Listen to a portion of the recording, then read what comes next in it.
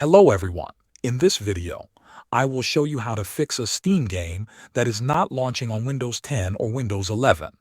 First, close Steam completely. Open Task Manager by right-clicking the taskbar. In the Processes tab, look for Steam or the game that is stuck running in the background.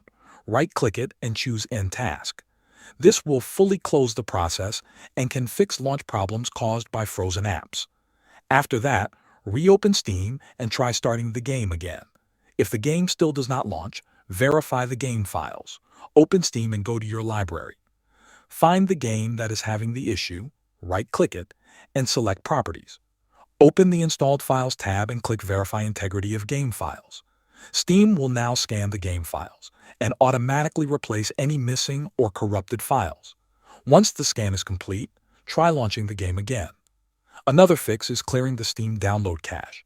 Open Steam, click Steam in the top left corner, and choose Settings. Go to Downloads and scroll down until you find the Clear Download Cache option. Click it and confirm the action. Steam will restart and ask you to log in again. After signing back in, check if your game launches properly. Lastly, make sure your graphics drivers are fully updated. Old GPU drivers can prevent games from starting or cause crashes. Visit the official website of your graphics card manufacturer, download the newest driver version, and install it on your PC. Restart your computer after the installation and test the game again. Thanks for watching.